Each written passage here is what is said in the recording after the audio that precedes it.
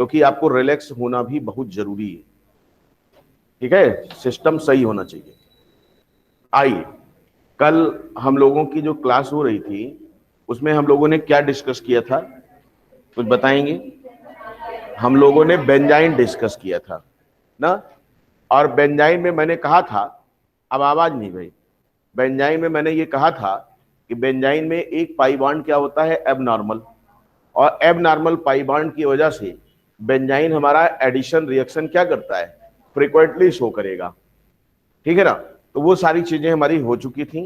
आज हम लोगों का एक नया टॉपिक स्टार्ट होने जा रहा है, वो है आपका टाइप्स ऑफ रिएक्शन। यानी ऑर्गेनिक केमिस्ट्री में डिफरेंट टॉपिक्स में, जो ऑर्गेनिक केमिस्ट्री का कोई भी टॉपिक उठाओगे तो रिएक्शन के अलावा कुछ थोड़ी ना है। क्यों? क्योंकि हमने क्या क्या पढ़ा दिया हर टॉपिक का, चाहे वो फर्स्ट ईयर का हो चाहे फाइनल का हो। मैंने आपको 11th और 12th दोनों में क्या क्या पढ़ा दिया अभी तक। आपको नॉमेनक्लेचर पढ़ा दिया है, आपको जनरल उसका पढ़ा दिया, आपको उसका आइसोमेराइज्म करा दिया है, आपको वहां पर जितने रिएक्शन इंटरमीडिएट हर टॉपिक में आएंगे वो सारी चीजें मैंने करा दिया है। हर टॉपिक में लगने वाले जितने इफेक्ट हैं वो सब करा दिया है। आज हम लोग हर टॉपिक में जो भी आपका आएगा वहां पर हम लोग देखेंगे रिएक्शन, क्योंकि हो सकता है किसी का रिएक्शन किसी का प्रोडक्शन हो और किसी का प्रोडक्शन किसी का रिएक्शन हो। इसका मतलब टॉपिक को ऐसे पढ़ेंगे कि जिससे आपको 1 बाय 1 टॉपिक को याद ना करना पड़े, सारी चीजें हमारे पास क्या हो जाए, इकट्ठा होती चली जाए। तो आज हम लोग देखेंगे टाइप्स ऑफ रिएक्शन, यानी कितने प्रकार की अभिक्रियाएं हमारे किसी भी टॉपिक में मिलेंगी, वो उसको हम लोग क्लासीफाई कैसे करेंगे, ये सारी चीजें हम लोग देखेंगे। और हमने पहले भी बताया था कि आपको टॉपिक में लिंक आना चाहिए, कि एक टॉपिक का जो लिंक है वो किस किस टॉपिक में जा रहा है। अगर ऐसा कर ले जाएंगे तब तो आपको रिएक्शन रटने नहीं पड़ेंगे, और अगर ऐसा हम लोग नहीं कर पाए तो हमें क्या करना पड़ेगा, फिर रिएक्शन याद करना पड़ेगा। और हम चाहते हैं क्या, रिएक्शन रटना ना पड़े, क्योंकि वहां पर एग्जाम में चाहे नीट हो चाहे IIT JEE मेन हो, वहां पर आपको क्या देगा, वो ऐसे दे देगा कि आप समझ ही नहीं पाओगे कि ये किस टॉपिक से सवाल बनाया गया, क्योंकि एक ही सवाल में एक से अधिक टॉपिक का कनेक्शन बना देगा। तो ऐसी कंडीशन में हमको क्या करना पड़ेगा, हमें वो कंसेप्ट सीखना है जिससे हम लिंक को पकड़ सकें कि इसमें कौन कौन सा टॉपिक इन्वॉल्व हुआ है, यानी चैप्टर की मिक्सिंग। वो आपको क्वेश्चन में चैप्टर की मिक्सिंग कराएगा, यानी ये नहीं पूछेगा कि ये अल्कोहल का आ गया तो ये यहां का है या यहां का। और ऐसा पढ़ने से आपके जो NCERT है वो अपने आप टॉपिक जैसे खोलोगे तो लगेगा कि सब खत्म, पढ़ लिया, फिनिश हो गया। ठीक है, तो आइए हम लोग चलते हैं। आज जो बहुत इंपॉर्टेंट टॉपिक है हमारा वो है टाइप्स ऑफ रिएक्शन, या आप टाइप्स ऑफ रिएक्शन डायरेक्ट कर लो ऑर्गेनिक केमिस्ट्री की। क्लियर? तो देखो यहां पर हम लोग इतने सब हेडिंग में इसको डिवाइड करके पढ़ते हैं। पहला टाइप का जो रिएक्शन है हमारा वो हमने कहा सब्स्टिट्यूशन रिएक्शन। सब्स्टिट्यूशन रिएक्शन, इसे हम लोग कहते हैं हिंदी में प्रतिस्थापन अभिक्रिया। देखो हिंदी जो होता है वो जानना बहुत जरूरी है, क्योंकि ये बहुत कुछ कहता है। प्रतिस्थापन, प्रति का मतलब बदले में, यानी किसी के बदले में किसी को स्थापित करेंगे आप। इसका मतलब पहले से है वो, लेकिन अब उसे हटा करके आप किसी दूसरे को स्थापित करने जा रहे हो, तो इसीलिए इसका नाम हो जाता है क्या, सब्स्टिट्यूशन रिएक्शन या प्रतिस्थापन अभिक्रिया। इसके बाद देखो दूसरा हम लोग पढ़ते हैं एडिशन। एडिशन रिएक्शन, एडिशन को हमने कहा कि इसमें जुड़ेगा कुछ, यानी ये आपका योगात्मक अभिक्रिया है, यानी ये भी पाई जा सकती है, योगात्मक रिएक्शन हो सकता है। जो तीसरा अपना होता है वो हम लोग पढ़ते हैं क्या, एलिमिनेशन रिएक्शन। एलिमिनेशन रिएक्शन, इसको हम लोग हिंदी में बोलेंगे क्या, निराकरण। निराकरण अभिक्रिया। जैसे आपको कोई समस्या हो जाए तो आप उसका क्या करने जाते हो, निराकरण खोजते हो आप। निराकरण का मतलब यह होता है कि समथिंग गेट रिमूव्ड, यानी कुछ हटेगा, निराकरण में क्या होता है, हटता है। जैसे मान लीजिए आपके पास कोई प्रॉब्लम आ गई, आप मेरे पास आए, आपने कहा साहब ये समस्या है, इसका एलिमिनेशन कर देते अगर आप तो अच्छा होता। एलिमिनेशन कर देते यानी हटा दिया जाता है। बिग बॉस देखते हैं, महिलाओं का पसंदीदा प्रोग्राम। क्या बिग बॉस चाहते हैं कि एलिमिनेशन की प्रक्रिया शुरू की जाए, यानी यहां से क्या किया जाए, हटाया जाए कुछ चीजों को। तो वो भी आप ध्यान रखिएगा कि एलिमिनेशन का मतलब क्या था, बिग बॉस के घर से क्या होगा, कोई आज एलिमिनेट होगा। कौन एलिमिनेट होगा, कौन एलिमिनेट होगा, जो अच्छा नहीं होगा। क्यों, तो एलिमिनेशन रिएक्शन मतलब निराकरण अभिक्रिया। इसके बाद जो अगला हमारा होता है उसे अपन बोलेंगे रीअरेंज, ये रीअरेंजमेंट रिएक्शन।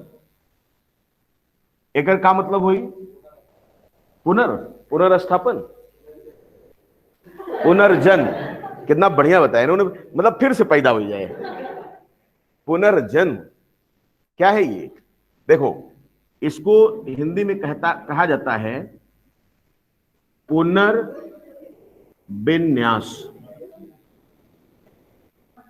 पुनर्विन्यास अभिक्रिया, यानी रिकॉन्फ़िगरेशन हो गया उसका।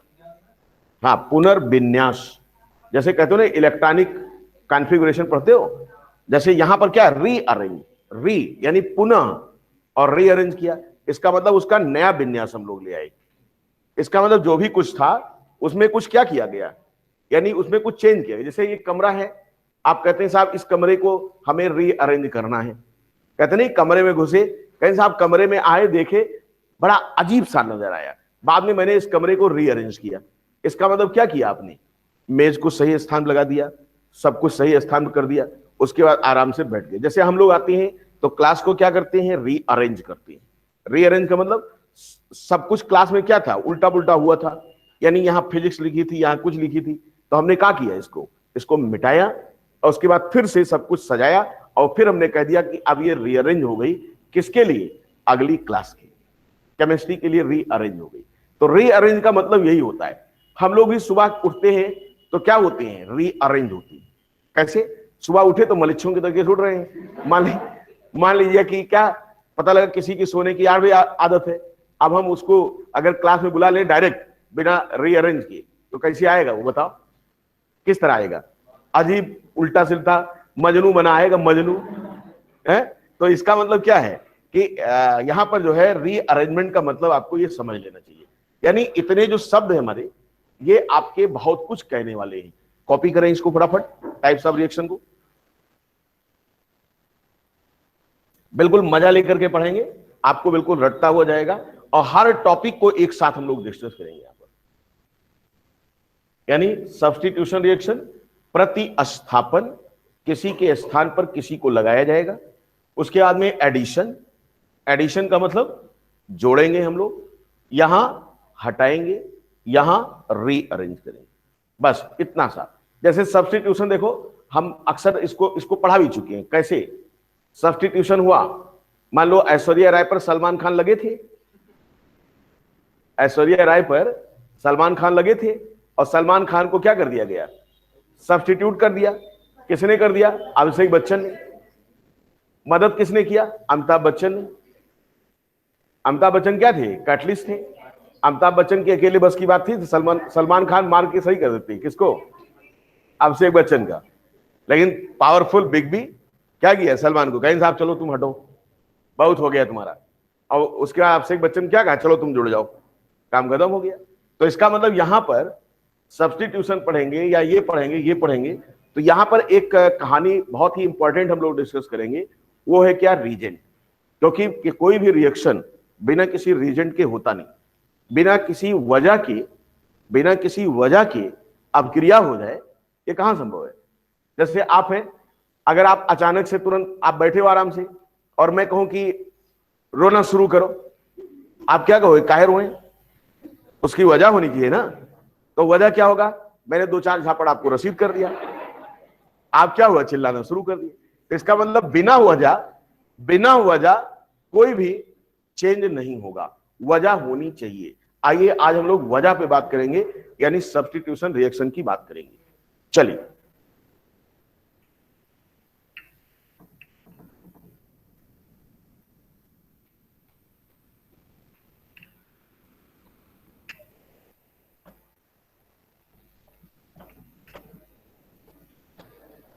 देखो, सबसे पहले आप यहां पर कह सकते हो सब्स्टिट्यूशन रिएक्शन, यानी सब्स्टिट्यूशन रिएक्शन। क्लियर? अब देखो, इसको मैंने कहा, क्या कहा है? प्रतिस्थापन अभिक्रिया। हमने कहा सब्स्टिट्यूशन रिएक्शन एक प्रकार की प्रतिस्थापन अभिक्रिया है। इसका मतलब इसमें क्या होगा? आप इसमें कह सकते हो क्या?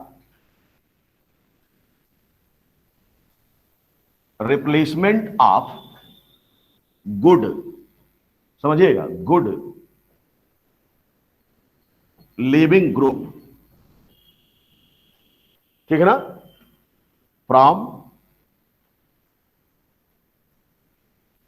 रिएक्टेंट्स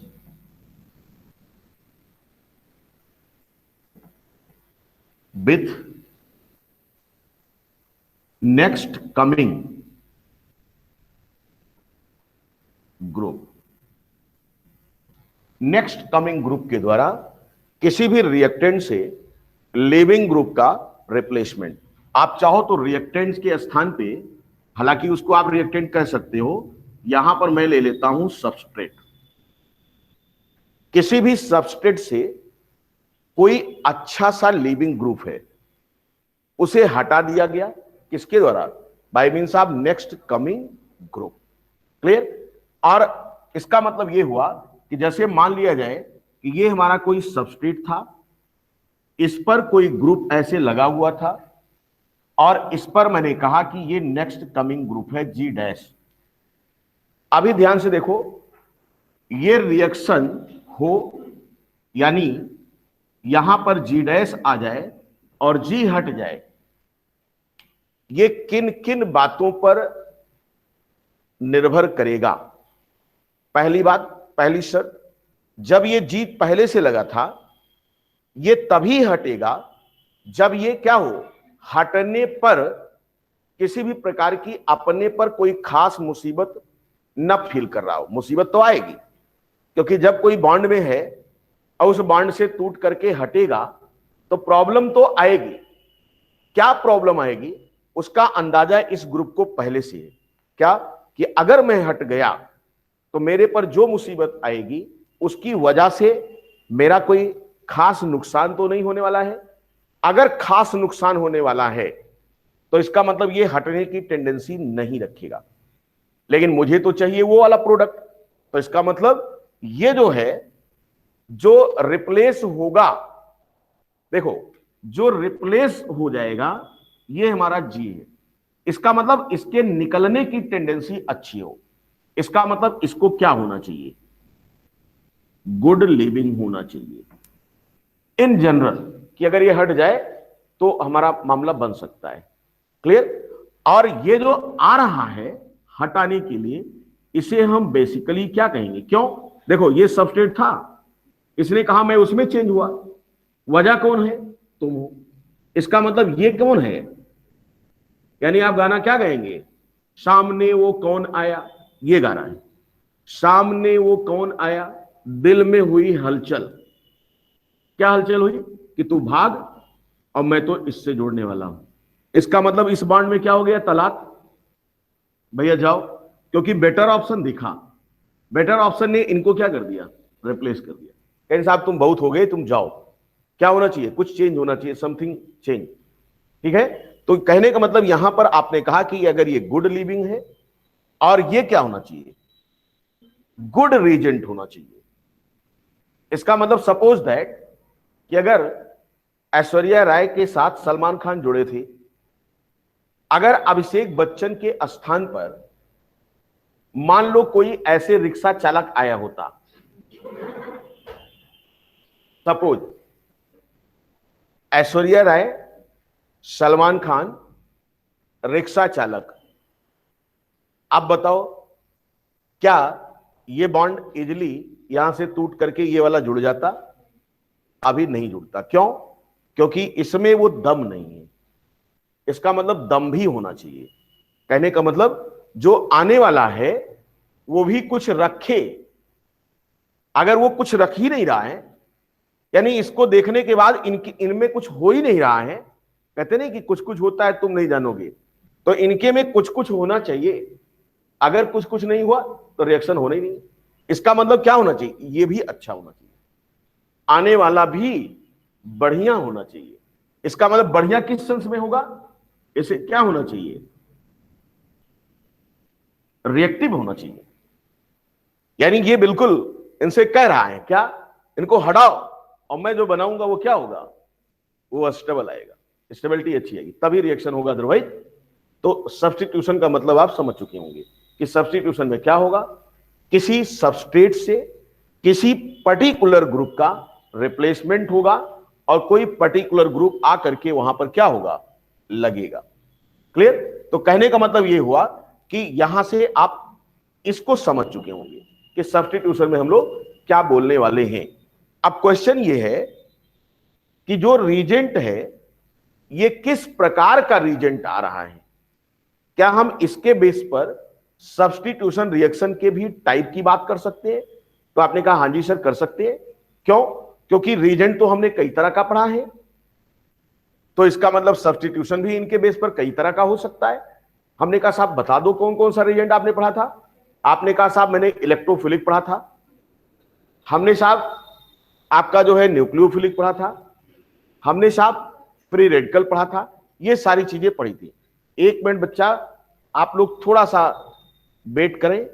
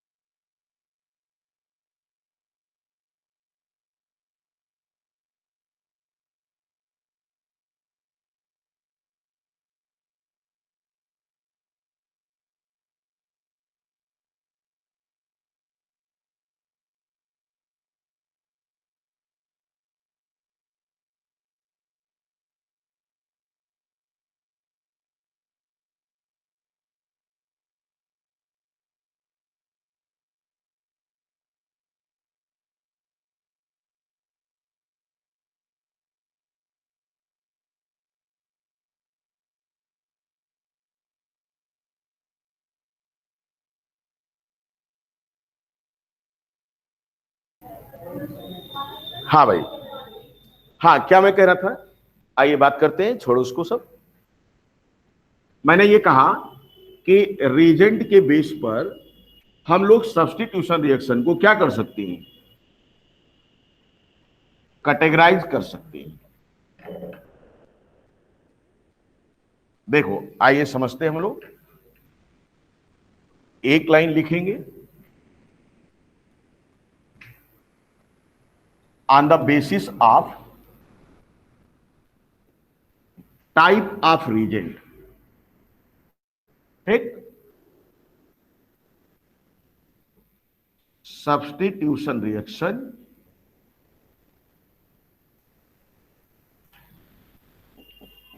विल बी, देखो पहला रीजेंट मैंने कहा था कि भैया न्यूक्लियस प्रेमी, इसका मतलब न्यूक्लियोफिलिक, ऐसा रीजेंट जो न्यूक्लियोफिलिक हो, nucleophilic substitution reaction, substitution reaction, इसको इसका जो सिंबल होगा वो SN, S for substitution, N for nucleophile. इसके बाद दूसरा जो हम लोग पढ़ने वाले हैं, हमने कहा भाई न्यूक्लियोफिलिक अगर कराए हो तो अगला भी रीजेंट हो सकता है जो क्या हो,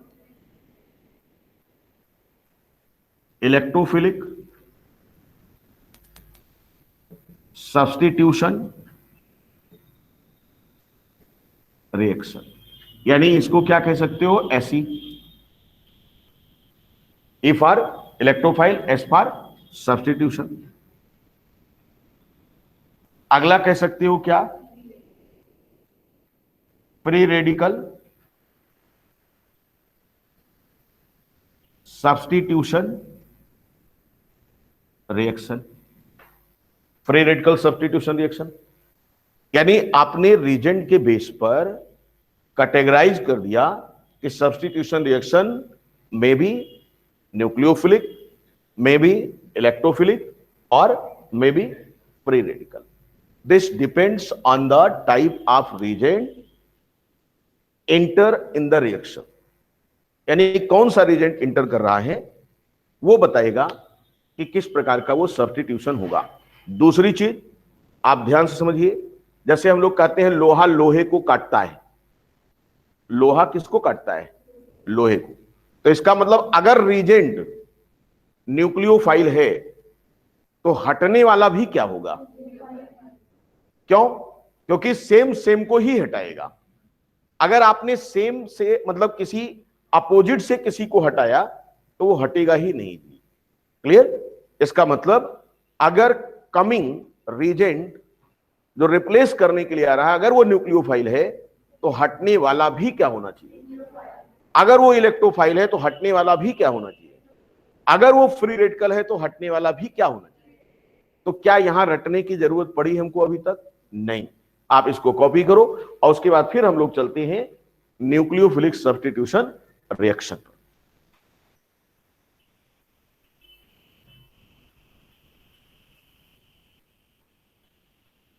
यानी ऑर्गेनिक केमिस्ट्री को हम लोग क्या करेंगे, रिएक्शन के माध्यम से खत्म कर देंगे।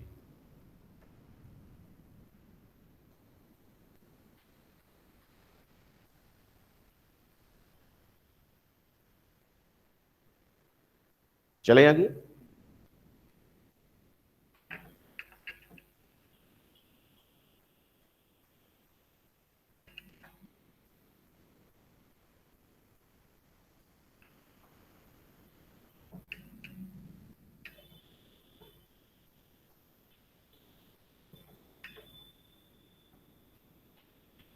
दूसरा देखो, आप कोई भी रिएक्शन अगर चल रहा है, जैसे मान लो मैंने ये बोला कि चलो भाई मैं फर्स्ट टाइप को डिस्कस करता हूं,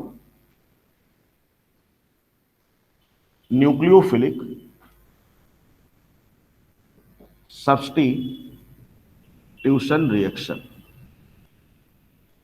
अगर इसको आपको डिफाइन करना हो एक सिंपल सा एग्जांपल लेकर के, तो सबसे बढ़िया एग्जांपल देखो आप। जैसे मान लिया जाए कि यहां पर क्या लगा था, एक्स, एक्स बोले तो हेलोजन, और यहां पर आया कौन, देखो OH माइनस, माइनस रखने वाला क्या होगा, न्यूक्लियोफाइल। इसका मतलब इसको जब हटाएगा तो ये भी हटेगा किस रूप में, बोलो, न्यूक्लियोफाइल के रूप में। इसका मतलब ये क्या बन गया आपका, क्या निकल गया, इज इट क्लियर, यानी ये क्या बन गया तुम्हारा, अल्कोहल हो गया। कोई डाउट किसी को, इसका मतलब ये एक प्रकार का सब्स्टिट्यूशन रिएक्शन हुआ। क्यों, आने वाला भी न्यूक्लियोफाइल था, हटने वाला भी क्या था, न्यूक्लियोफाइल था। एक प्रकार का ये सब्स्टिट्यूशन रिएक्शन हुआ, कौन सा, न्यूक्लियोफिलिक हो गया। अब क्वेश्चन ये है कि अगर कोई सा रिएक्शन चल रहा है तो हम इसके रेट की बात करते हैं। रेट का मतलब, रेट यानी किस रफ्तार से होगा। हो सकता है रिएक्शन स्लो चल रहा हो सकता है रिएक्शन बहुत फास्ट चल रहा हो। अच्छा ये बताओ, ये रिएक्शन फास्ट कब होगा, जब ये बहुत तेजी से हटना चाह रहा हो और ये बहुत तेजी से आना चाह रहा हो और ये भी इनसे उब चुका हो। जैसे यहां देखो, मैंने कहा नहीं, ऐश्वर्या राय सलमान खान मारपीट शुरू हो गई थी, ये सब उबे थे, कहीं साहब अच्छा चलो हटो, इसका मतलब ये आया और ये क्या हो गया, रिप्लेसमेंट हो गया। और मैंने आपको बताया कि अगर शायद आज का सलमान खान होता तो आज वाला भाईजान कितना अच्छा है, हट ही ना पाता वो, क्या होता है। हालांकि अभी भी उसको कोई मिला ही नहीं उसके जैसा, उसके ऐसा कोई मिला ही नहीं, इसीलिए वो बॉन्ड बना ही नहीं पा रहा है। सोचिए, कहीं भी बॉन्ड बनाता है, बॉन्ड टूट जाता है कि नहीं। तो कहने का मतलब आपको यहां पर यह समझना है, अब देखना यह है कि इस रिएक्शन की काइनेटिक्स क्या होगी। जैसे आप कहते हो काइनामेटिक्स, फिजिक्स में पढ़ते हो, हम लोग केमिस्ट्री में क्या पढ़ेंगे, काइनेटिक्स। इसका मतलब इसकी रफ्तार क्या होगी, इसके रेट को, इसके होने को कौन कौन से फैक्टर प्रभावित कर सकते हैं। तो यहां पर जब काइनेटिक्स की बात आती है तो यहां हम लोग डिस्कस करते हैं क्या, ऑर्डर ऑफ रिएक्शन, अभिक्रिया की कोटि, order of reaction. Order of reaction का मतलब क्या होता है कि अगर हम इसके अमाउंट को घटाए बढ़ाएं या इसके अमाउंट को घटाए बढ़ाएं, यानी इसके कंसंट्रेशन को घटाए बढ़ाएं या इसके कंसंट्रेशन को घटाए बढ़ाएं, तो हमारे रेट पर क्या इफेक्ट पड़ता है, इसे मेजर करते हैं किससे, ऑर्डर ऑफ रिएक्शन से। और किसी भी रिएक्शन के लिए जो रेट का इक्वेशन होता है आर, वो हमेशा क्या होता है, एक कांस्टेंट, रेट कांस्टेंट इनटू हम लोग क्या करते हैं इसका, यानी हमने लिया सबस्ट्रेट, सबस्ट्रेट को ब्रैकेट में बंद करने का मतलब इसका सांद्रण, इसका अमाउंट यानी कंसंट्रेशन, इनटू क्या करेंगे हम इसको लेंगे, इसको हम लोग बोलते हैं रिएजेंट, इसका कंसंट्रेशन। अब ध्यान से समझो, अगर इस रिएक्शन का रेट इसको बढ़ाने घटाने से चेंज होता है तो इसका मतलब इसके रिस्पेक्ट में रिएक्शन का कोई पर्टिकुलर ऑर्डर आएगा, और जो ऑर्डर आएगा, जिस रेशियो में चेंज होगा, वो यहां पर इसकी पावर रेज कर दी जाती है। मान लिया कि यहां इसकी पावर मैंने 1 कर दिया, क्लियर। अब मैंने कहा कि रीजेंट है, रीजेंट को भी घटाने बढ़ाने से हमारे रेट पर इफेक्ट आता है। तो और कैसा इफेक्ट आया, डायरेक्ट रिलेशन हो रहा है, तो हमने कहा यहां भी 1 कर दिया मैंने। अब मैंने कहा कि इस रिएक्शन का रेट तो आपने ऐसे लिख दिया, अब यहां पर ऑर्डर की बात बताओ कि ऑर्डर क्या होगा ओवरऑल।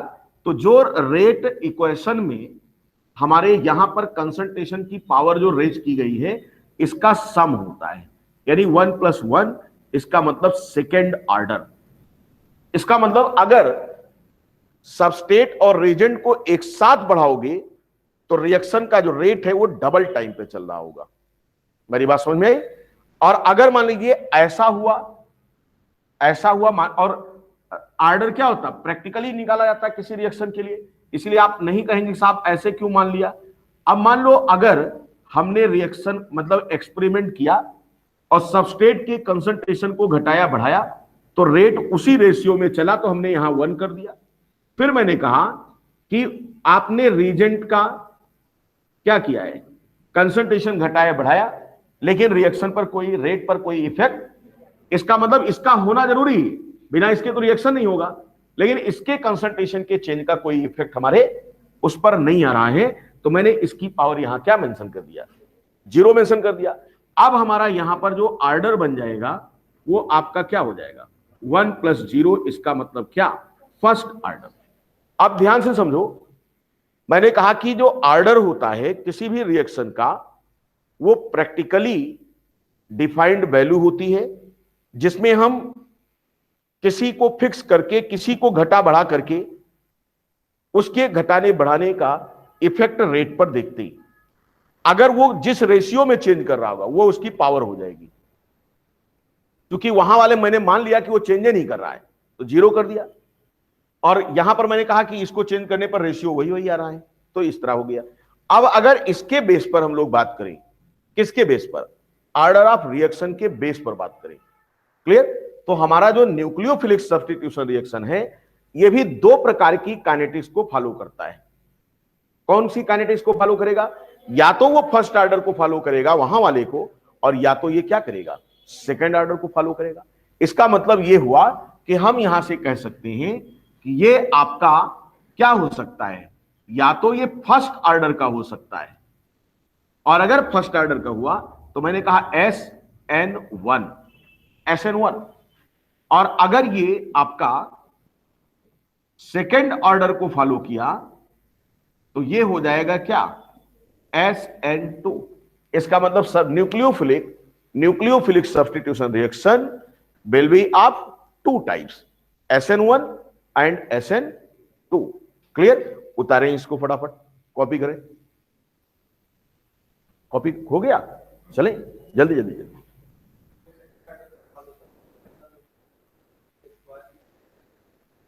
ऐसा हुआ नहीं ना, ऐसा कोई रिएक्शन देखा नहीं गया। अभी मैंने कहा कि एक्सपेरिमेंटली जितने रिएक्शन होते थे उन सबको करके देखा गया ना। जैसे सब्स्टिट्यूशन रिएक्शन थर्ड ऑर्डर नहीं हुआ, इसका मतलब कोई ऐसा रिएक्शन तुम खोजना तो लैब में ले जाके देख लेना। अगर ऐसा होगा तो हम यहां अगला भी पढ़ा देंगे, मुझे बता देना, फिर मैं अगले वाले साल में SN3 पढ़ा दूंगा। लेकिन अभी तुम खोज नहीं पाए इसलिए मैं पढ़ा नहीं पा रहा हूं। खोज लो पहले।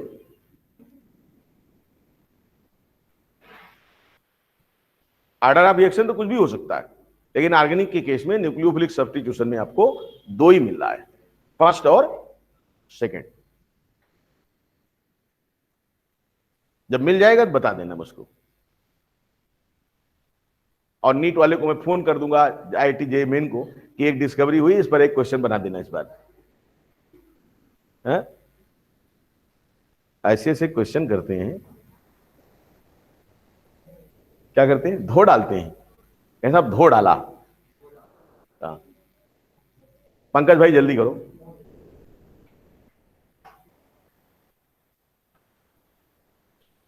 बच्चों आप लोग को समझ में आ रहा है? सेजल? Yes sir. उत्पल आज नहीं है क्या? सर नहीं है। चलो कोई बात नहीं। जो बच्चे नहीं होते हैं सुबह वाली क्लास में, रिकॉर्डिंग जाती है, उससे आप बिल्कुल कंप्लीट कर लिया करिए।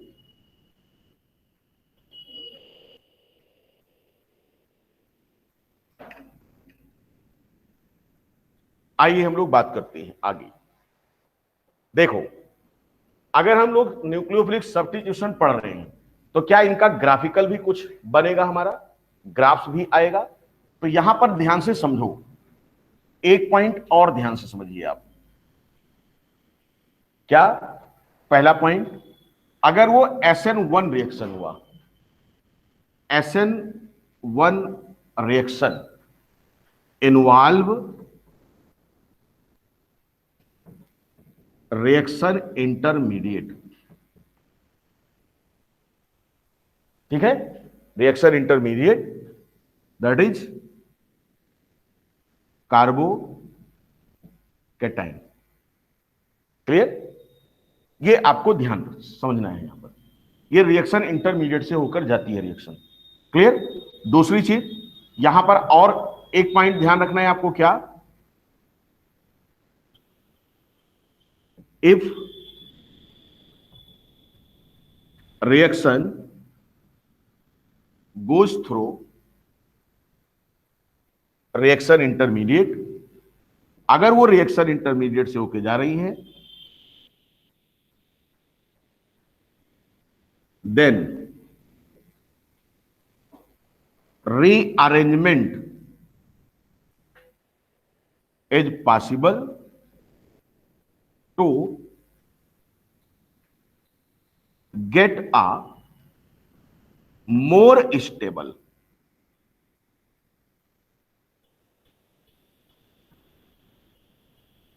reaction intermediate। यानी ये कह रहा है कि अगर आपने SN1 को देखना शुरू किया तो SN1 किसको इन्वॉल्व करेगा?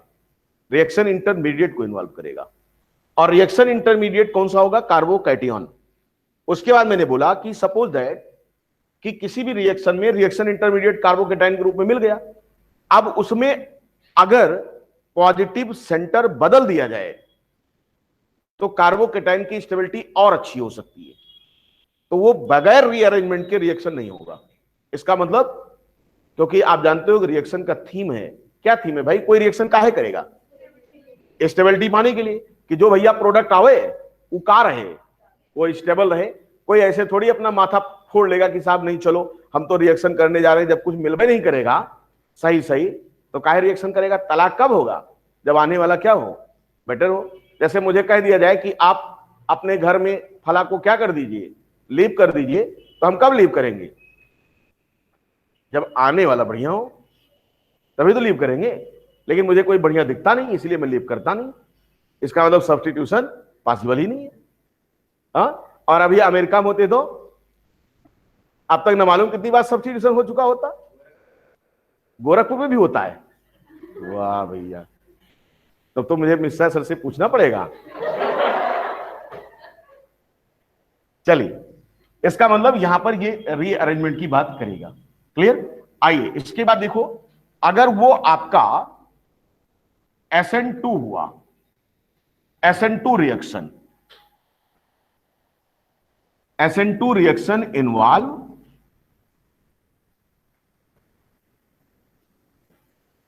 Transition state. इसका क्या मतलब हुआ कि SN1 रिएक्शन जो होगा, सॉरी SN2 रिएक्शन जो होता है वो ट्रांजिशन स्टेट को इन्वॉल्व करता है, यानी ट्रांजिशन संक्रमण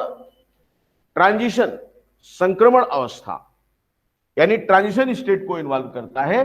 दैट मींस नो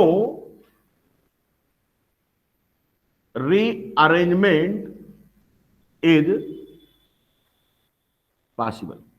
और अगर रीअरेंजमेंट होगा भी तो प्रोडक्ट बनने के बाद, यानी रिएक्शन इंटरमीडिएट जो होगा यहां बनेगा नहीं, ट्रांजिशन स्टेट आएगी और ट्रांजिशन स्टेट पर रीअरेंजमेंट संभव नहीं होता है, यानी या तो आर होगा या तो पार होगा ट्रांजिशन स्टेट पर।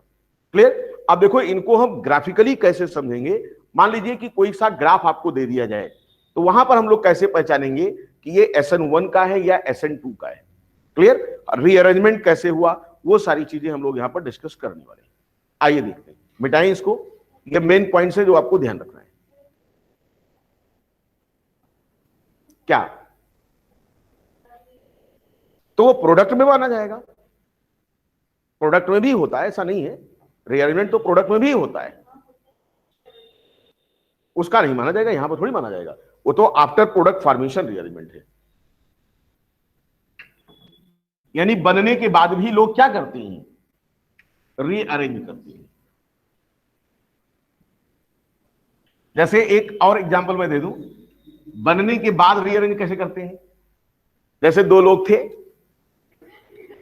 मान लीजिए दो लोग थे और उनका मन हुआ कि बॉन्ड बन जाए, घर वाले नहीं चाहते, घर वाले नहीं चाहते बॉन्ड बने, दोनों भाग करके क्या कर लिए, बॉन्ड बना लिए। अब उसके बाद लौटना कहां है, लौटना तो घर है, जाबो कहां भाग के। अब जब घर पे आए, सब कुछ हो गया, तो घर वालों ने क्या कहा कि चलो अच्छा कोई बात नहीं, इनको थोड़ा सा रीअरेंज करो। यानी प्रोडक्ट तो आ गया, प्रोडक्ट बन गया, यानी बॉन्ड बन चुका है, बॉन्ड टूटेगा नहीं क्योंकि कोर्ट कचहरी हो चुकी है, मंदिर वाला नहीं है, फेविकोल का मजबूत जोड़ है। घर वालों ने कहा कि अब तो कुछ हो ही नहीं सकता, अब इनको क्या कर दिया जाए, इनको रीअरेंज कर दो। तो यानी दोनों को समझाया गया कि थोड़ा तुम इधर हो जाओ, थोड़ा तुम इधर हो जाओ, और उसके बाद घर पर क्या कर दिया, रिसेप्शन कर दिया जाए, भाई लोगों को समझा दिया जाए कि देखो बढ़िया था, खाना वाना खिला देंगे, सबको बिरादरी को सही कर देंगे, कोई प्रॉब्लम नहीं, खत्म। इसका मतलब प्रोडक्ट में रीअरेंजमेंट हुआ। और अगर इन क्या है, अगर मान लीजिए घर वालों की रजामंदी से हो रहा तो रीअरेंज होता होता चलेगा, इसका मतलब किसी भी स्टेप पर प्रॉब्लम नहीं आएगी, रीअरेंजमेंट होकर के चलेगा रिएक्शन। इसका मतलब पहले क्या होगा, पहले दिखाई की रस्म हुई, आधा काम हो गया, फिर दोनों को एक एक मोबाइल दे दी गई, आज का मोबाइल युग है। ठीक, क्या हुआ, कम से कम 2 महीने तक बातें खूब हुई मोबाइल पर। उसके बाद फिर कौन सा आया, अगला मौका आया, क्या, कहीं साहब अब जो है रिंग सेरेमनी हो जाए। हाँ वही मतलब, उसके बाद तब फाइनल क्या हुआ, कहीं साहब कई स्टेप में चल रहा है, और इसका मतलब जो बॉन्ड आएगा अब उसमें फर्दर रीअरेंजमेंट की चांस नहीं। इसका मतलब क्या है, अगर घर वालों की रजामंदी से बॉन्ड बना तो क्या होगा, प्रोडक्ट बहुत ही स्टेबल आएगा। लेकिन हम लोग क्या हैं, हम लोग तो छटपटाए रहते हैं, ना घर वालों को मौका दिया ना कुछ, तो ऐसे में बाद में प्रोडक्ट बनने के बाद रीअरेंजमेंट होगा ही होगा है। आइए हम लोग देखते हैं ग्राफ पे रीअरेंजमेंट कैसे होता है। देखो देखिए सब्स्टिट्यूशन रिएक्शन कितना बढ़िया रिएक्शन है। देखो हमने कहा 3 तरह के ग्राफ हम लोग यहां देख रहे हैं। कौन सा? समझो, एक ग्राफ हमने ये बनाया, इस पर मैंने इस कोऑर्डिनेट को माना है रिएक्शन, ये रिएक्शन कोऑर्डिनेट है, और इस पर मैंने दिया है एनर्जी। हमने कहा देखो भाई ऐसे हो रहा है, ठीक, ये सबस्ट्रेट था और इस पर आया reagent. Clear? R for reagent, S for substrate. ये देखो ट्रांजिशन स्टेट आई, ये ट्रांजिशन स्टेट आई। इसके बाद यहां पर ये एक बार ऐसे और चला और फिर एक ट्रांजिशन स्टेट लिया, TS1 और TS2, और उसके बाद तब ये आपका ये आया। ठीक, जरा यहां पर बात करते हैं, हम लोग बात करते हैं ऐसे, ठीक है। यहां की बात करो, ये क्या है? ए, यहां आकर के ये रुक गया, इसका मतलब ये कौन सा स्टेट होगा भाई? ट्रांजिशन स्टेट पे रुका नहीं, ये बीच में आ गया, इसकी स्टेबिलिटी थोड़ी सी आई, इसका मतलब ये RI हो गया। RI का मतलब रिएक्शन इंटरमीडिएट, फिर से ट्रांजिशन स्टेट आई। लेकिन अभी देखो इस वाले ट्रांजिशन स्टेट में अगर हम बात करते हैं तो यहां पर थोड़ी सी कमी एनर्जी लगी, इसका मतलब यहां मामला कुछ सेट होना शुरू हो गया, यानी रिएक्शन का ऐसे चलेगा, ये होगा ढलान। ठीक, अब उसके बाद देखो ये तुम्हारा क्या आ गया, यहां से देखो, ये देखिए नीचे आ गया, नीचे, इसका मतलब यहां पर डेल्टा ई क्या हो गया? लॉस किया। इसका मतलब ये तुम्हारा क्या है? प्रोडक्ट है। इसका मतलब यहां पर रिएक्शन इंटरमीडिएट को इन्वॉल्व किया है। इसका मतलब जब रिएक्शन इंटरमीडिएट को इन्वॉल्व करेगा रिएक्शन, तो ग्राफ में दो दो ट्रांजिशन स्टेट दिखेगी। बोलो, तो इसका मतलब यहां पर ये रिएक्शन कैसा है आपका? ये आपका SN1 है। ठीक, इसके बाद अगर मैंने कहा कि अभी देखो, हमने कहा कि एक ग्राफ ऐसा भी आ सकता है, ये आपका E, ये आपका रिएक्शन, ये चला, ये आया, ये चला, ये आया, ये चला, और ये बन गया। अब ध्यान से देखो, जितने भी ये हैं पीक्स, ये हमारे क्या रिप्रेजेंट कर रहे हैं? TS1, ये क्या है? ट्रांजिशन स्टेट सेकेंड, ये क्या है? Transition state third. इसका मतलब यहां पर भी आया है, ये आया है पॉइंट, ये आया है पॉइंट, इसका मतलब ये RI1, ये RI क्या? सेकेंड, और ये तुम्हारा क्या बन गया? इस ग्राफ को देख करके आप क्या आइडिया लगाओगे? ये SN1 है, लेकिन रीअरेंजमेंट इन्वॉल्व किया है, क्योंकि अदरवाइज तो यही डायरेक्ट पहुंच जाता, लेकिन अब ये रीअरेंज कर रहा है, अब मोर स्टेबल लाया, अब मोर स्टेबल के बाद तब प्रोडक्ट आया। इसका मतलब अभी भी ये ग्राफ तो आपका SN1 ही है, लेकिन कैसा है?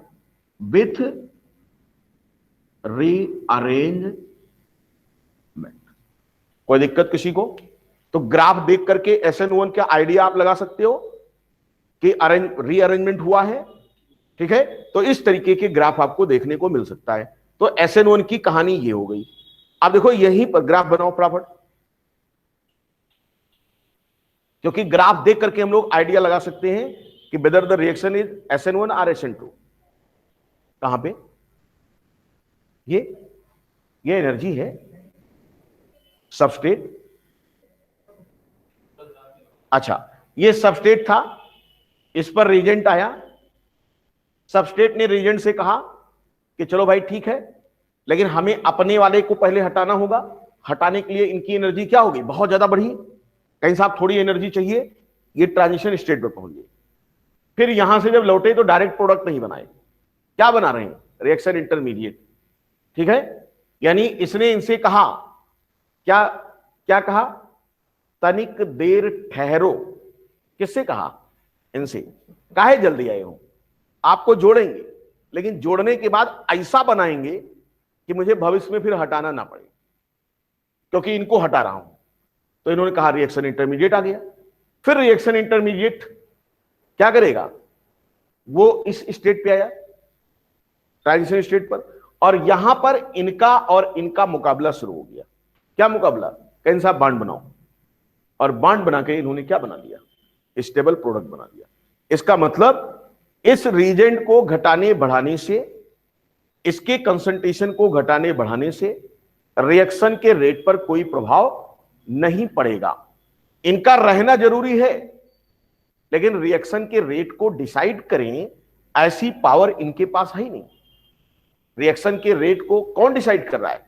ये। इसने कहा जब तक हम इसको ना बना दें तब तक आप क्या करें? तनिक देर ठहरो, आप वेट करो, और जब मैं ये बना दूंगा तब तुम मेरे पास आना, और जब तुम मेरे पास आओगे तो हम दोनों जुड़ करके क्या बना देंगे?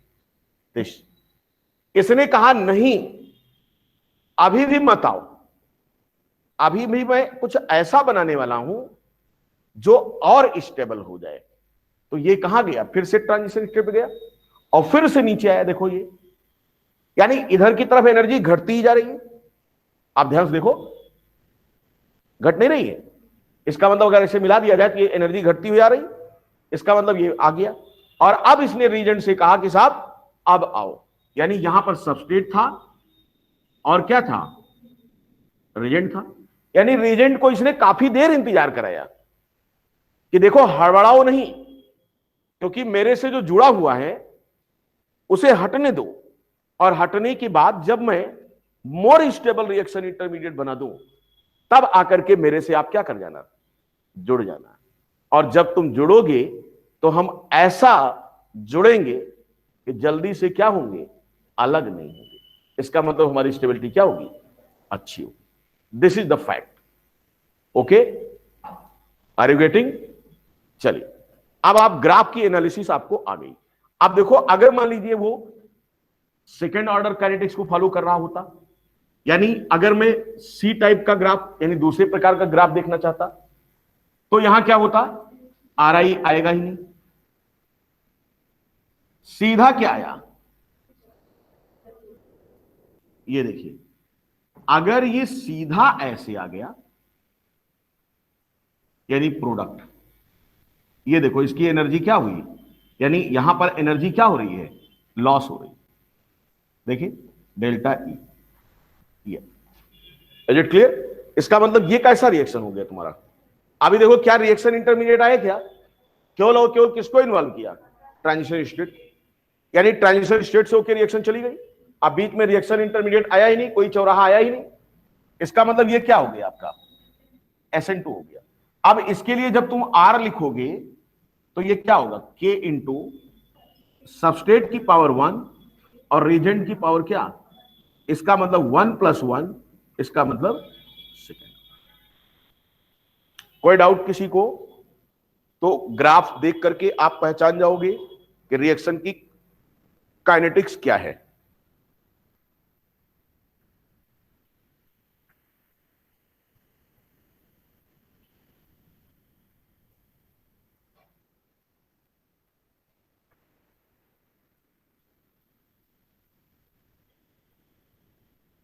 आगे चला जाए। अब देखो ग्राफ की एनालिसिस आपको आ गई। यहां आप किसी को कोई डाउट हो पूछ सकता है, अभी मैं आपके साथ हूं। अगर नहीं डाउट है तो मुझे आदेश करें, मैं आगे चलूं। आदेश है? चलिए आइए देखते हैं।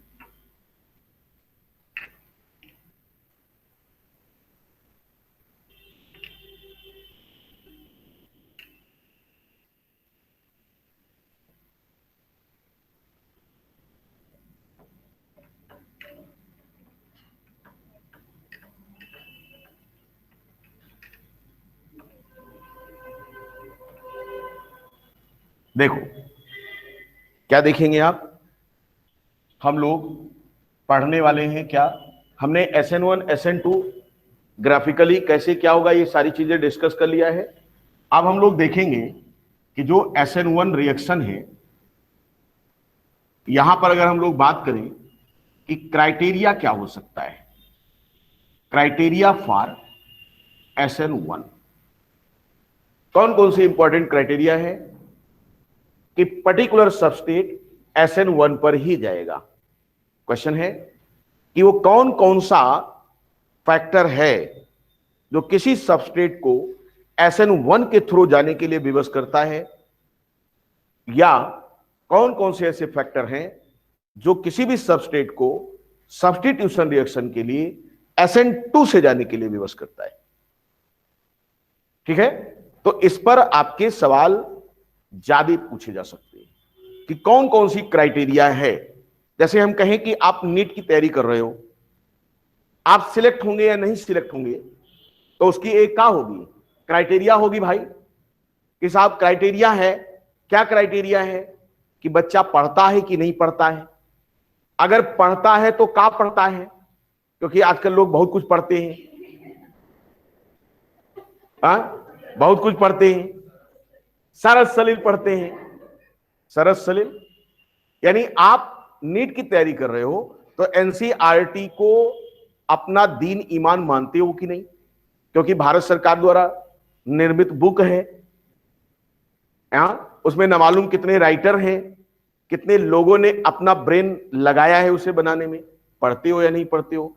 अगर कोई कह दे नहीं साहब मैं तो एनसीईआरटी नहीं पढ़ूंगा, तो मैं क्या बोलूंगा, you are not fit to crack NEET और जेईई मेन। क्यों? क्योंकि आप तो फिट ही नहीं है। आपके लिए कौन सा प्रिंसिपल लग गया है, आपके लिए इवोल्यूशन वाला कौन सा लग गया, एक्सक्लूजन प्रिंसिपल। यानी इवोल्यूशन में जैव विकास चल रहा था और उसमें आपने कहा कि भैया मैं तो नेचर के साथ नहीं चलूंगा, तो नेचर ने आपको क्या कहा, भैया एक्सक्लूड हो जा, क्योंकि अगर तू मेरे साथ नहीं चलेगा, बदलते जमाने के साथ अगर आप नहीं बदलोगे, तो नेचर आपको क्या कर देगी, एक्सक्लूड कर देगी। जैसे आप जानते हो कि टीचर, जैसे हम लोगों को 15 से 20 साल लगभग हो गया पढ़ाते हुए, हो सकता है 20 साल पहले जब मैं पढ़ाता रहा हूं तो उस समय सीपीएमटी हुआ करता था। सीपीएमटी की डिमांड कुछ और थी, हम उस पैटर्न पर पढ़ाते थे। अगर सपोज करो कि मैं जिद किया होता कि साहब नहीं मैं तो सीपीएमटी पैटर्न पर ही पढ़ाऊंगा, मैं तो बाउंडा खन्ना के एन शर्मा वाला ही पढ़ाऊंगा, एनसीईआरटी बेकार है, इतनी पतली पतली सी किताब है उसमें क्या रखा है, और अपना जो के एन शर्मा और बाउंडा खन्ना वाली बुक है इतनी मोटी है। बीच में इवोल्यूशन हुआ तो ओपी अग्रवाल आ गया, नहीं टंडन, ओपी टंडन को भी लोग ने रेकमेंड किया। अगर मैं उसी पर बैठा होता तो क्या आप मेरी क्लास में बैठे होते? नहीं, क्योंकि मैंने देखा कि समथिंग गेट चेंज। सरकार ने हमारी क्या कर दिया है, बच्चों के लोड को कम कर दिया है। बच्चों को वो देना है जो बिल्कुल फिल्ट्रेट हो। आप इस क्लास में क्या पा रहे हो, फिल्ट्रेट पा रहे हो। यानी कबाड़ तो हमने हटा ही दिया, कबाड़ था ही नहीं। यानी केमिस्ट्री में एक तो कबाड़ हटाया किसने, एनसीईआरटी ने, और एनसीईआरटी को भी सरल किया हमने। और आपके लिए क्या किया, ऐसे क्या कहते हैं निमोनिक्स के साथ, कुछ फिल्मों के गानों के साथ, कुछ शायरियों के साथ आपके लिए क्लास को पेश किया, आपको मजा आया। आपने अपने साथ, क्योंकि आप क्या हो, आप 2023 वाले वर्जन हो और हम कौन से हैं, 1981। अगर मैं अपने आप को बदलता नहीं, अगर मैं नहीं बदलता तो आप मेरी क्लास में होते ही नहीं। इसका मतलब मेरे लिए क्या लग जाता, एक्सक्लूजन प्रिंसिपल। और ढेर सारे ऐसे टीचर हम लोगों के साथ में जो थे वो एक्सक्लूड हो गए। काहे हुए? क्योंकि उन्होंने अपने अपडेटिंग किया ही नहीं। तो जब तक टीचर अपने को अपडेट नहीं करेगा, बदलते हुए जमाने के साथ चल ही नहीं पाएगा। कंपटीशन है, 15 लाख बच्चे बैठ रहे हैं। पहले सीपीएमटी में सीटें कम थी, बच्चों की संख्या भी कम थी, कंपटीशन इजी था। आज कंपटीशन क्या है, बहुत टफ है। ऐसे में क्या है, अगर आप कबाड़ पढ़ के गए, आप फिल्ट्रेट नहीं पढ़े हो, तो आपको एक सीट कैसे मिलेगी? फिर नहीं मिल पाएगी। इसलिए जरूरी है कि हम लोग क्या करें, एके सर की क्लास को फॉलो करें। एके सर मींस मैं, यानी मेरी क्लास को आप फॉलो करिए और मैं आपको कहां ले चलूंगा, कहां ले चलूंगा? चांद के पार चलो, गाना गाते हुए। तो हम लोग चांद के पार चलने वाली बात कर रहे हैं। तो क्राइटेरिया की बात आई, तो क्राइटेरिया कौन कौन सी हो सकती है? क्योंकि सबस्ट्रेट बेचारा सोच रहा है कि मैं कौन सी काइनेटिक्स से चलूं। हमने कहा तू कौन सी काइनेटिक्स से चलेगा, यह डिपेंड करेगा कि तेरे चारों तरफ का एनवायरनमेंट कैसा है, और कुछ थोड़ा बहुत तेरे पर भी डिपेंड करेगा कि तू क्या चाहता है।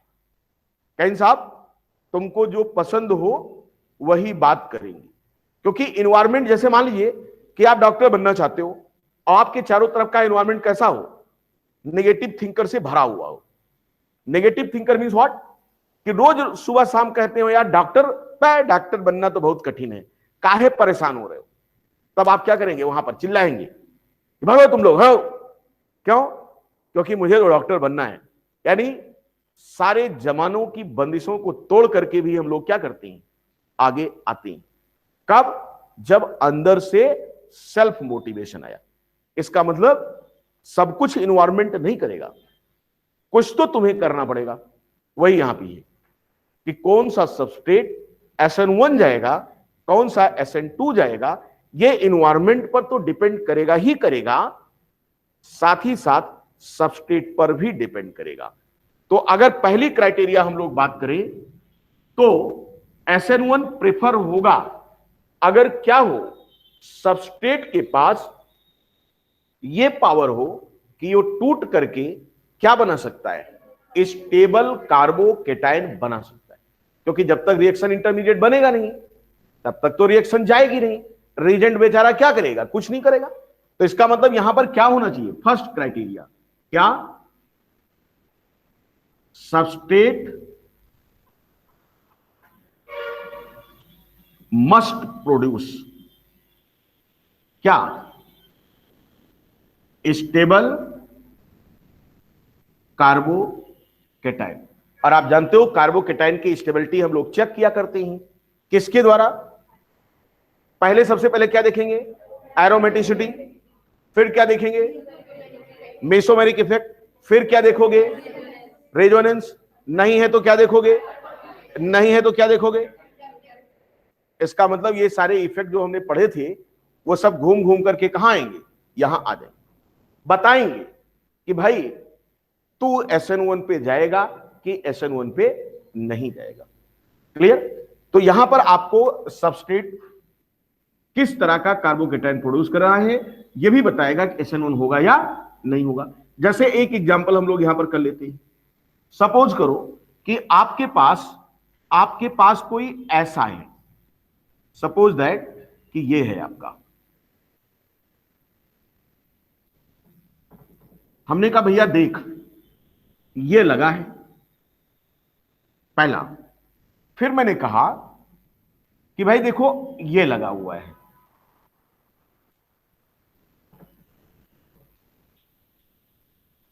क्लियर? हमने कहा कि इन दोनों पे बारी बारी से हमने क्या भेजा? OH- रिजेंट को। हमने कहा प्रोडक्ट आएगा। कौन सा प्रोडक्ट आएगा? इन्होंने कहा मेरा नंबर आएगा। इनका नंबर आ गया। ध्यान से देखो यहां क्या लगने वाला है? यहां Cl लगने वाला है, सॉरी OH लगने वाला है। Cl तो हटेगा। ठीक, यहां भी क्या लगने वाला है?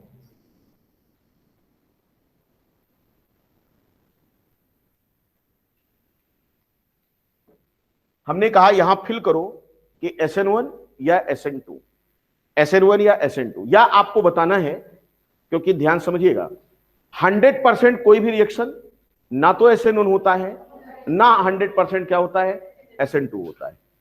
जिसका परसेंटेज ज्यादा होगा वही रिएक्शन मान लिया जाता है। तो यहां पर हम लोग देखेंगे जब इनको दोनों को कंपेयर किया और इनसे पूछा भैया चलो SN1 दिखाओ, दोनों लोग देखते हैं कौन SN1 को ज्यादा प्रेफर करेगा। तो कहीं साहब SN1 के लिए जरूरत क्या है? कहीं साहब कार्बोकेटाइन बनना चाहिए जिसे स्टेबल होना चाहिए। कहीं साहब अच्छा पहले कार्बोकेटाइन बना लो हमारा। इनका जब कार्बोकैटायन बनाओगे तो ये कार्बोकैटायन क्या बनेगा, जरा ध्यान से देखो। बिल्कुल आपको रटना ही नहीं है चीजों को, ध्यान से देखिए।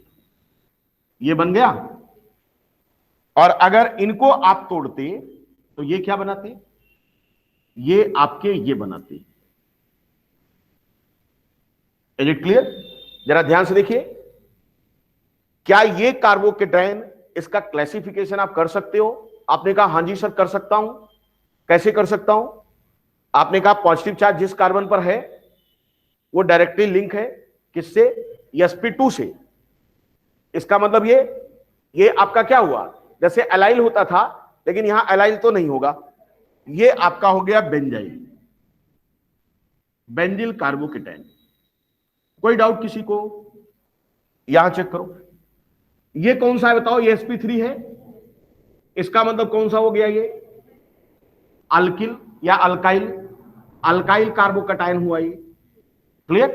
अब क्वेश्चन ये आया कि भाई देखो, अगर तुम इसको SN1 से लेके जाना चाहते हो तो तुम्हारे पास ये कार्बोकेटायन आएगा। अगर तुम इसको SN1 से ले जाना चाहते हो तो आपके पास कार्बोकेटायन ही आएगा। क्वेश्चन ये है कि कौन सा SN1 को ज्यादा प्रेफर करेगा। तो हमने कहा कार्बोकेटायन की स्टेबिलिटी चेक करो, तो मैंने ये देखा कि इसकी स्टेबिलिटी क्या है, क्या है भैया? क्लियर? ये देखिए, इस पर प्लस था, इसने कहा साहब मेरा तो प्लस हो गया है, कुछ करो भाई। किससे कहा? पड़ोसिया से कहा कि साहब कुछ करो। यानी इसने इनसे कहा कुछ लेते क्यों नहीं, तो इन्होंने कहा क्या लिया जाए? कहीं साहब हमारा कुछ ले लो। तो इन्होंने कहा ऐसे, ये देखो बांड बन गया, खत्म, पॉजिटिव भागता चला है। यहां पर बात आई, इन्होंने कहा कि क्या करें? इन्होंने कहा मैं sp2 हूं और तुम sp3 हो। अगर तुम sp3 हो और तुम्हारे पर हाइड्रोजन वहां है तो आप मेरी मदद करो। कैसे मदद करोगे? हाइपर कंजुगेशन से। क्वेश्चन ये आया कि एक में रिजोनेंस, दूसरे में हाइपर कंजुगेशन, बलशाली कौन है? इसका मतलब अगर इन दोनों से पूछा गया कि बताओ SN1 के लिए कंपटीशन करना है तुम लोगों को, कौन जीतेगा? आंसर है दिस। इसका मतलब हमारा पहला वाला ये SN1 को प्रिफर करेगा और ये SN1 को प्रिफर नहीं करेगा। इसका मतलब यहां कुछ अभी थोड़ी सी स्टेबिलिटी आई तो, लेकिन उतनी ज्यादा नहीं है। या मैं अगर आप समझना चाहो तो इसको हटा दो हाइड्रोजन करके, आप देख लो। हालांकि ये भी आपका SN1 पे नहीं जाएगा क्योंकि यहां भी उतनी स्टेबिलिटी नहीं है कि ये आपकी दिखा सके। ठीक है, SN1। तो ये वाला तुम्हारा क्या हो गया? SN1 के लिए गया। तो आप देखो तुम्हारे बोर्ड एग्जाम में भी पूछा जाता था क्या कि ढेर सारे दे दिया गया, कौन से टॉपिक में?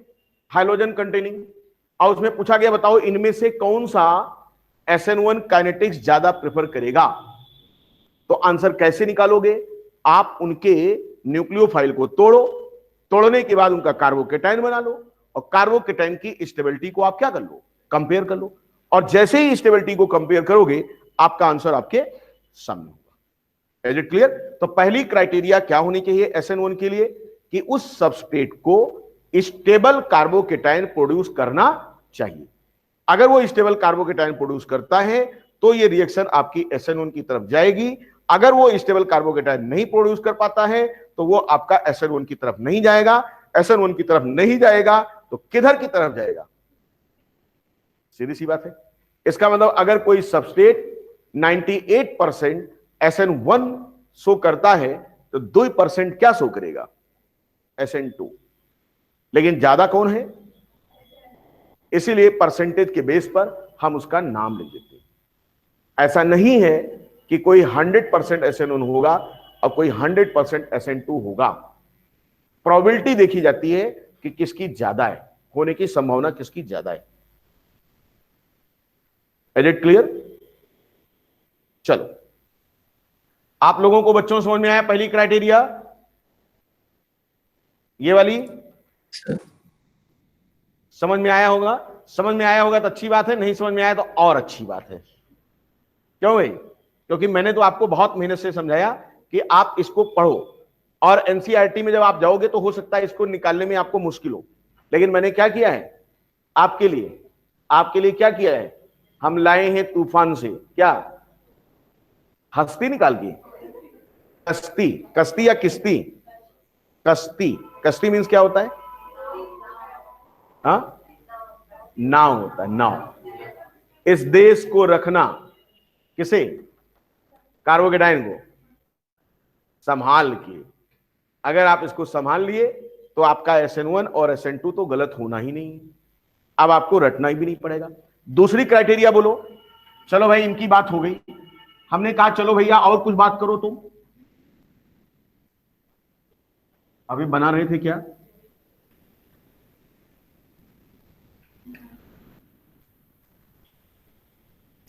देखो हमने क्या कहा भैया, सेकंड क्राइटेरिया बता दो। नंबर 2 क्या होना चाहिए, जैसे कार्बोकेटाइन कब बनेगा, अगर सबस्ट्रेट कहता है मैं कार्बोकेटाइन बनाऊंगा बनाऊंगा बनाऊंगा, तो बनाएगा कैसे, जब दूसरा का हटे तब बनाए। इसका मतलब जिसे रिप्लेस होना है उससे भी तो पूछ लो, उससे भी तो पूछ लो कि भैया तू हटोगे या नहीं हटोगे। इसका मतलब क्या होना चाहिए, यहां पर क्या होना चाहिए, गुड लिविंग ग्रुप, यानी लिविंग ग्रुप कैसा होना चाहिए, अच्छा होना चाहिए। अच्छा ये बताओ, लिविंग ग्रुप अच्छा है यानी ये हट जाता है, हटेगा तो इस पर क्या डेवलप हो जाएगा, माइनस आएगा। और आप जानते हो किसी के ऊपर चार्ज लगा दो, किसी के ऊपर चार्ज लगा दो तो क्या वो अपने पर चार्ज लाना पसंद करता है कोई, जैसे हम कहते हैं तुम्हारे पर चार्ज लगा दिए, आप कहें साहब कथी चार्ज लगाओ, हम कहते कल यहाँ क्लास नहीं किए रहो, उसकी आज फाइन है ये कि जब तक आप ये चीज नहीं दोगे तब तक हम क्लास में आपको परमिट नहीं करें। इसका मतलब आप पर चार्ज लग गया। अब बताओ आपकी स्टेबिलिटी क्या होगी, अगर चार्ज लग गया तो स्टेबिलिटी क्या हो गई, खतरे में आ गई नहीं आ गई। वही बात हो रही है कि लिविंग, अगर लिविंग है तो चार्ज तो लाएगा अपने पर, ऐसे फ्री फंड में काहे हट जाएगा, चार्ज लाएगा। अगर चार्ज लाया उसके बाद भी ये कहता है कि मैं गुड लिविंग हूं, इसका मतलब उस चार्ज को अपने पर होल्ड कर सकता है। कहीं साहब चार्ज आए कोई फर्क नहीं, आप कितनी भी फाइन लगा दो, मैं क्लास में सुबह टाइम से नहीं पहुंचूंगा,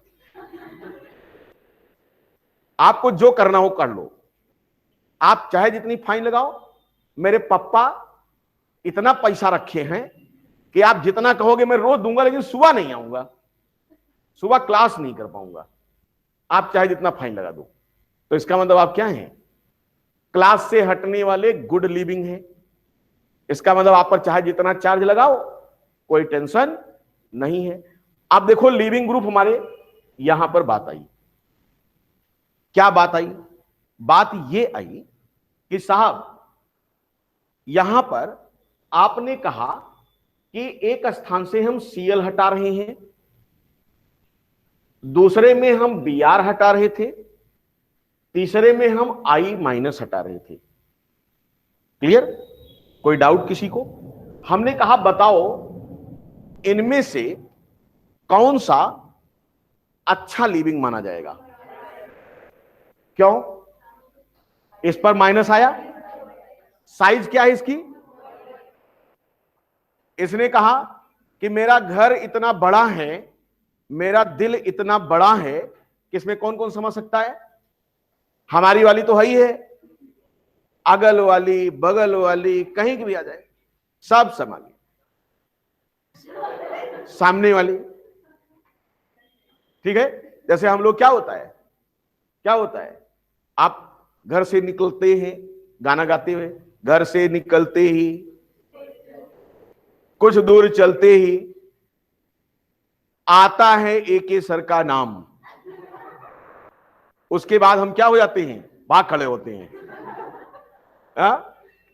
वही, इसका मतलब I- ये एनायन जो है वो इतना बड़ा है कि बाहर से आए हुए इलेक्ट्रॉन की वजह से बैलेंसी सेल में कोई हलचल नहीं हो रही है। इसने कहा चलो ठीक है, आ गया है तो रहने दो, घर बड़ा है, कोई दिक्कत नहीं है, कोई दिक्कत नहीं। इनसे पूछा गया, इन्होंने कहा दिक्कत तो यहां भी नहीं है, लेकिन घर आप थोड़ा सा, यानी घर वाली बाहर वाली का क्या कर रही है, थोड़ा विरोध है और ज्यादा है। इसका मतलब यह हुआ कि अगर लीविंग टेंडेंसी देखी जाए, लीविंग टेंडेंसी किसकी अच्छी होगी, उसके बाद इसका मतलब अगर सबस्ट्रेट पर I- लगा हो और वो सबस्ट्रेट अच्छा स्टेबल कार्बोकेटाइन बनाने वाला हो, तो ये आपका क्या लगा देगा, कहीं साहब 4 चांद लग गया। कहीं एक तो कार्बोकेटाइन बढ़िया बनाओ, और दूसरा का जो हम हटने वाले हैं, हम हटने का कोई विरोध करी नहीं। कहीं साहब अच्छा ठीक है, जा जा सिमरन जा, जी ले अपनी जिंदगी। यानी किसको कह दिया, सबस्ट्रेट को। कहा साहब ठीक है, तुम मुझे छोड़कर जाना चाहते हो, जाओ चले जाओ, मुझे कोई आपत्ति नहीं है। काश ऐसा होता, जैसे मैं खुद भी फील करता हूं, काश ऐसा होता कि ये होता जा, तो अब तक क्या होता है, हम ना मालूम कहां कहां पहुंच गए होते। लेकिन ऐसा हो ही नहीं रहा है, क्योंकि ये वाला जो है हमारा, वो क्या है, वो ये नहीं है, ये कहां है, बैड लिविंग। कहीं साहब अगर हम हटेंगे तो खोपड़ में तोड़ डालेंगे तुम्हारा, इसका मतलब हटेंगे ही नहीं। मेरी बात समझ में आई? तो गुड लिविंग का मतलब ये समझो कि अगर साइड एनाइन की बड़ी है तो इसको हटने में कोई दिक्कत नहीं। दूसरी चीज, मान लीजिए कि आपने ये देखा, ये एक ही ग्रुप के एनाइन थे, ध्यान से समझिएगा, एक ही ग्रुप के एनाइन थे। तो मैंने कहा कि इनके स्टेबिलिटी को जो डिसाइड करेगा वो साइज फैक्टर डिसाइड कर रहा है। अभी मैंने कहा कि भैया देख, अब हम किसको हटा रहे हैं, अब हम हटा रहे हैं इनको, हम हटा रहे हैं किसको, हम हटा रहे हैं किसको, F- को। अब जरा ध्यान से देखो, इन पर माइनस आया, नाइट्रोजन पर, ये कहीं लिंक थे, ये हटे, ऑक्सीजन पर माइनस आया, F पर माइनस आया। हमने कहा अब बताओ मामला बनेगा क्या, क्यों, क्योंकि अगर इधर चलोगे तो डिसाइडिंग फैक्टर कौन होगा, इलेक्ट्रोनेगेटिविटी। जिसकी इलेक्ट्रोनेगेटिविटी ज्यादा होगी वो अपने पर इलेक्ट्रॉन पेयर को क्या करेगा भैया, होल्ड कराएगा, उसको कोई आफत आएगी नहीं। इसका मतलब अगर यहां पर लिविंग टेंडेंसी देखी जाए तो ये हो जाएगी। इसका मतलब अगर कहीं F लगा है, कहीं OH लगा है, कहीं NH2 लगा है सबस्ट्रेट पर, तो कौन आसानी से हट सकता है, क्लियर। तो इसका मतलब यह है कि पीरियोडिक टेबल आपको ध्यान में रखनी है, क्योंकि हमने बताया कि जो हटेगा, हटने वाले की भी स्टेबिलिटी देखना है आपको कि हटने वाला कैसा है। तो यहां पर क्या बताया मैंने, गुड लिविंग होना चाहिए। लिविंग एबिलिटी मैंने ये बताया कि लिविंग एबिलिटी डायरेक्टली प्रोपोर्शनल होता है किससे, स्टेबिलिटी के। यानी यहां पर आप लिख सकते हो कि जो लिविंग एबिलिटी है ऑफ ग्रुप, वो डायरेक्टली प्रोपोर्शनल किसके, किसके, स्टेबिलिटी के। वो हटने के बाद जब बनेगा तो वो अगर स्टेबल है तो आसानी से हटेगा, अदरवाइज छोड़ेगा ही नहीं कार्बन को, यानी दौड़ पड़ेगा, ना जाओ छोड़कर उसी के पीछे। अब देखो अगला काम क्या हो सकता है SN1 के लिए, अगला बताओ, अगला क्राइटेरिया क्या होना चाहिए, एनवायरमेंट। एनवायरमेंट कौन देता है, क्योंकि आप जानते हो कि रिएक्शन कभी भी एयर में नहीं होती जनरली, उसके लिए सॉल्वेंट होना चाहिए। सॉल्वेंट ऐसा होना चाहिए जो इनके बनने को सपोर्ट करे। तो आप जान रहे हो कि बनने वाला क्या है, चार्ज्ड है। अगर चार्ज्ड है तो सॉल्वेंट कैसा होना चाहिए, पोलर होना चाहिए। यानी यहां पर सॉल्वेंट कैसा होना चाहिए, पोलर होना चाहिए। और क्या होना चाहिए, polar and protic. Polar and protic का मतलब एक तो पोलर हो, डाइपोल मूवमेंट हो उसमें, दूसरा उसके पास भी पावर हो क्या, H+ देने की, यानी प्रोटॉन प्रोड्यूस कर सके। अगर प्रोटॉन प्रोड्यूस कर लिया तो बनने वाला जो नेगेटिव है वो उसके चक्कर में उलझा रहेगा। इसका मतलब कार्बोकेटाइन और इसके जो बनने का जो चांस है वो बढ़ जाएगा। पोलर प्रोटिक, कोई एग्जांपल बताओ पोलर प्रोटिक। सबसे बढ़िया सॉल्वेंट कौन सा होता है? कहीं साहब रिएक्शन कराना है, कहां कराओगे? सॉल्वेंट में। कहीं सॉल्वेंट कहां से लाओगे?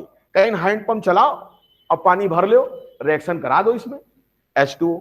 और क्या हो सकता है बोलो? अल्कोहल भी ले सकते हो, अल्कोहल भी ले सकते हो, और भी ले सकते हो जहां पर पोलरिटी भी हो और H+ निकलने की क्या हो, टेंडेंसी हो, तो वो आपका क्या हो जाएगा? क्या कीटोन होगा क्या? क्यों? क्योंकि कीटोन H+ नहीं देगा इजिली, इसलिए पोलर तो है लेकिन वो आपका प्रोटिक, उसको प्रोटॉन भी देना चाहिए, तभी आपका होगा या नहीं होगा। और दूसरा चीज आपका ये समझ में आ गया, पोलर प्रोटिक। इसके बाद और कोई क्राइटेरिया बताओ, और क्या हो सकता है?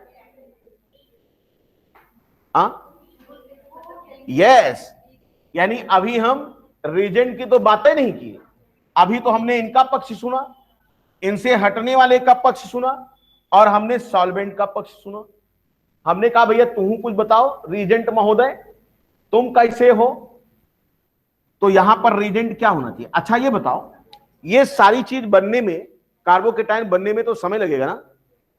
और अगर मान लीजिए रीजेंट को बहुत जल्दी हो, कहीं साहब तुमका बहुत जल्दी हो तो जाओ और हमारे लिए बहुत रीजेंट आ जाएंगे, और अगर तुम्हें इत्मीनान है, मेरा भरोसा है, तो गाना कौन सा गाएंगे? भरोसा कर लो तुम, साथ निभाऊंगा।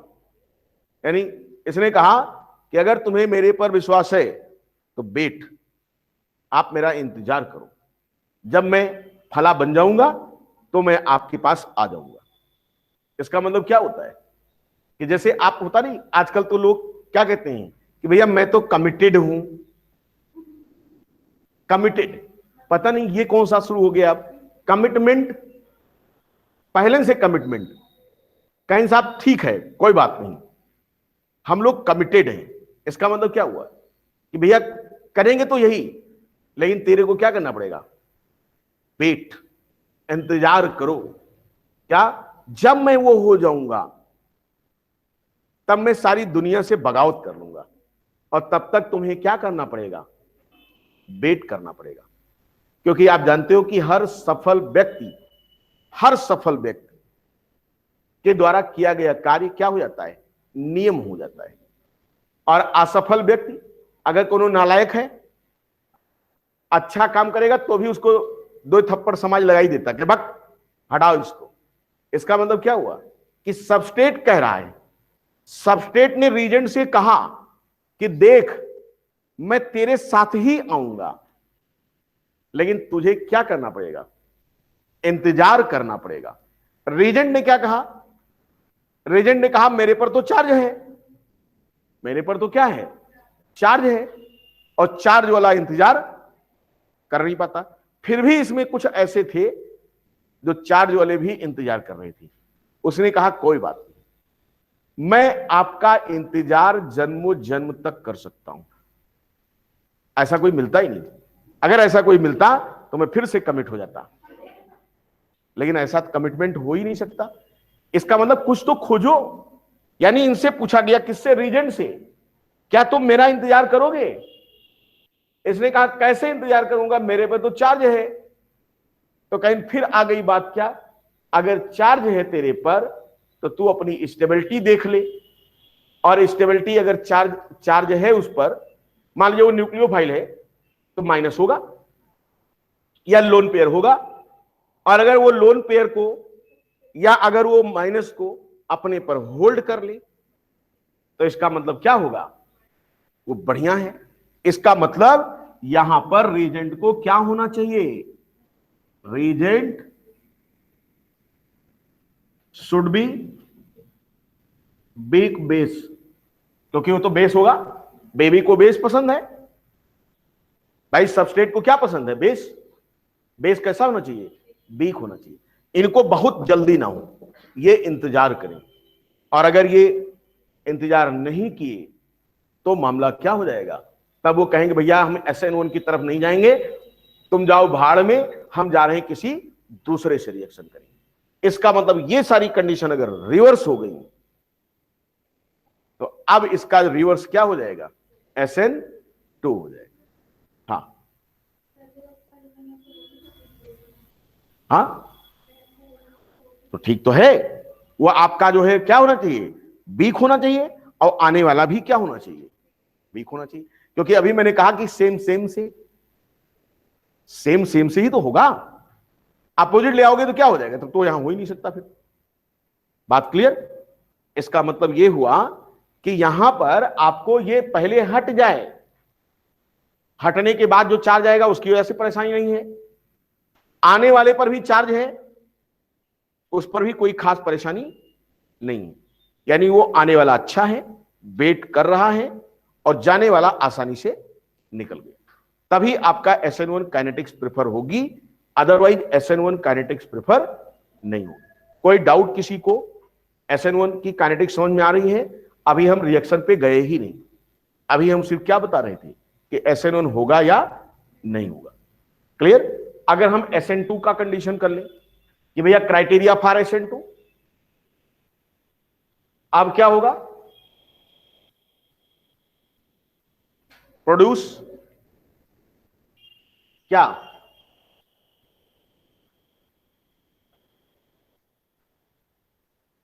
Unstable carbocation. ये क्या हो, गुड के स्थान पे हटबे न करे जल्दी से, बैड, और ये तो जानते ही हो लिविंग एबिलिटी स्टेबिलिटी से कंपेयर होती है। यहां क्या हो, पोलर, बट क्या हो जाए, प्रोटिक ना हो, क्या हो, यानी प्रोटॉन न दे।